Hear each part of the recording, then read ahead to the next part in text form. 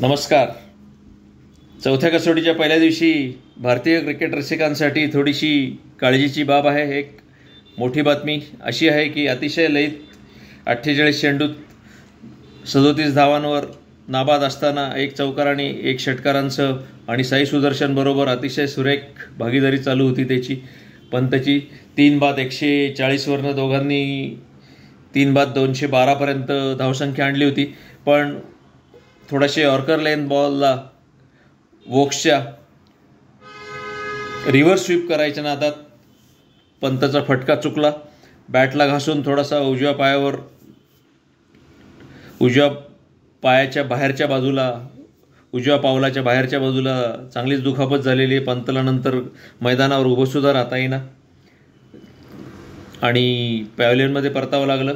तर त्याच्यामुळे हा धक्का जर भारतीय संघाला पचवणं, दुसऱ्या दिवशी जर पंतला फलंदाजीसाठी उतरता आलं नाही तर पचवणं अतिशय जड जाणार आहे.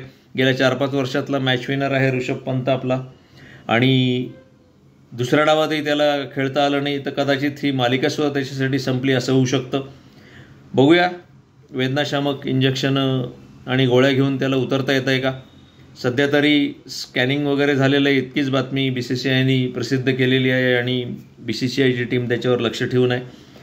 तर भारतीयांनी परत एकदा नाणेफेक हरली, सावध सुरुवात केली. पहिल्या दिवशी फलंदाजी मिळाल्यानंतर उपाराला बिनबाद 78, उपार आणि चहापानाच्या दरम्यान मात्र 71 धावात 3 गडी गमावले भारताने.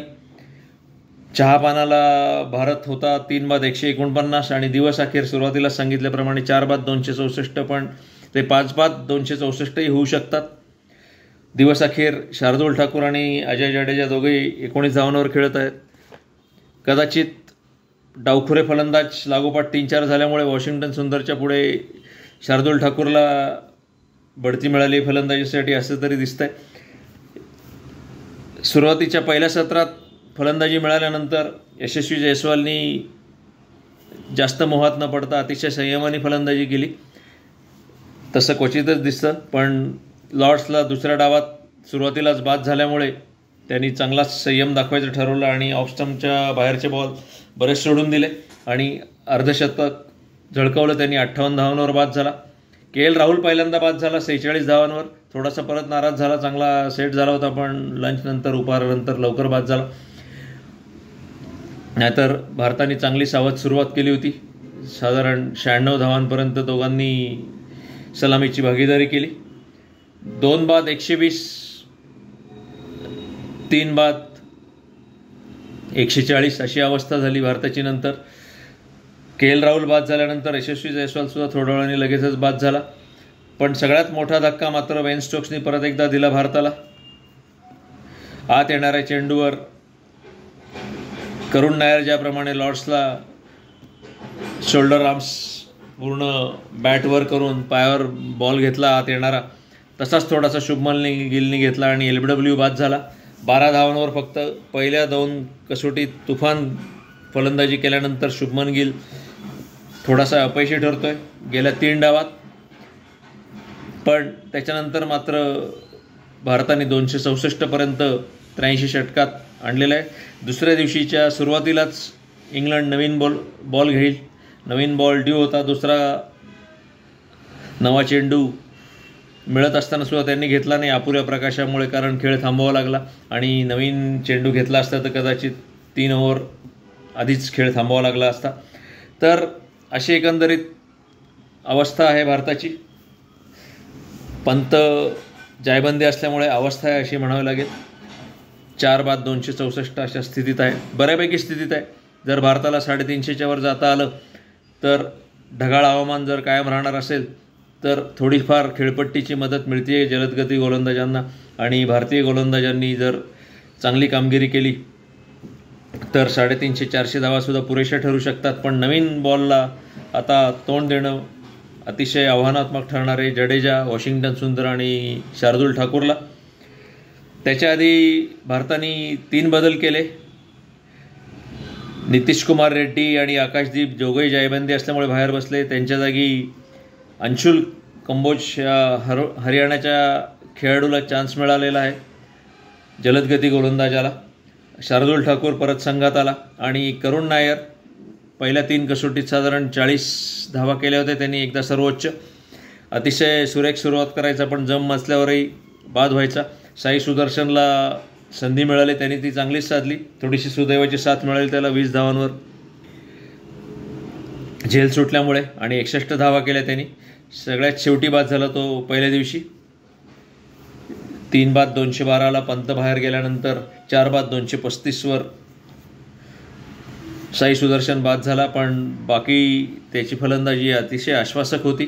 स्पिनरला चांगलाच खेळला तो. बशीरच्या जागी डॉसन आला 8 वर्षानंतर. करुण नायरसारखाच त्यालाही 7-8 वर्षानंतर चान्स मिळाला, पण त्यांनी मात्र 7व्या चेंडूवर यशस्वी जायस्वालला परत पाठवलं. बेन स्टोक्स नेहमीप्रमाणे सगळ्याच भारतीय फलंदाजांची डोकेदुखी ठरलेला आहे. त्यांनी 2 फलंदाज बाद केले. गिल आणि हुक आणि पुलच्या सापळ्यात साई सुदर्शनला पकडून चांगला सेट झालेला, स्थिरसावर झालेला 61 धावांवर साई सुदर्शन बाद झाला. बऱ्याच दिवसांनी, जवळजवळ 1-1.5 वर्षांनी 3ऱ्या क्रमांकाच्या फलंदाजांनी अर्धशतक झळकावलं भारतासाठी. तर 3ऱ्या क्रमांकाचा प्रश्न थोडासा सुटला आहे की काय असं वाटतं आहे सगळ्यांना. पण सध्या तरी कन्कशनसाठी जसा सबस्टिट्यूट मिळतो तसा बाकीच्याही जोरदार अशी जेव्हा दुखापत झालेली असते, खेळाडूला मैदानावर उभं राहता येत नाही, बॅट पकडता येत नाही, किंवा गोलंदाजी करणाऱ्या हाताला जर दुखापत झाली, अगदी फ्रॅक्चर नाही, टाके पडले किंवा हातात बॉल पकडता येत नाही, तर त्याच्यासाठी सुद्धा बदली खेळाडू मिळावे की काय, सबस्टिट्यूट मिळावं की काय. तर असंच जर प्रकार होत राहिले तर कन्कशन प्रमाणेच खांद्याच्यावरती जेव्हा बॉल लागतो तेव्हा बदली खेळाडू जसा मिळतो गेल्या 4-5 वर्षापासून, ज्याच्यामुळे लबुशेनला पदार्पणाचा चान्स मिळाला होता आणि स्मिथच्या जागी ऑस्ट्रेलियाच्या, आणि त्यांनी त्याची कारकीर्द तुफान सुरू झाली होती. पहिले 2-3 वर्ष अतिशय फलंदाजीने गाजवले त्यांनी. तसं काही होतं आहे की काय, ICCला 1-2 वर्षात चांगलाच विचार करावा लागणार आहे असं दिसतं आहे. सध्या तरी भारतापुढे मोठा प्रश्न असा आहे की नवीन चेंडूवर कसं तोंड देत आहे भारत.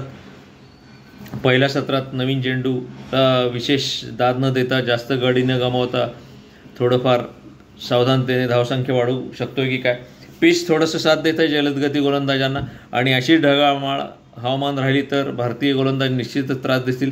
बुमरानी विश्रांती घेतलेली नाही, बुमरा खेळतोय. मोहम्मद सिराज आहे, त्याला साथ द्यायला हा नवीन हरियाणाचा गोलंदाज आहे. वॉशिंग्टन सुंदर आणि जडेजालाही साथ मिळू शकेल. डॉसनचे चेंडू काही बऱ्यापैकी वळले, तर 350च्या वर जर भारत जाऊ शकला तर अतिशय चांगली धावसंख्या ठरू शकते ती, ही बॅसबॉल विरुद्ध फलंदाजांविरुद्ध सुद्धा. तर बघूया दुसऱ्या दिवशीची सुरुवात भारत कशी करतोय, कशा प्रकारे तोंड देतोय. भेटू परत, तोपर्यंत नमस्कार.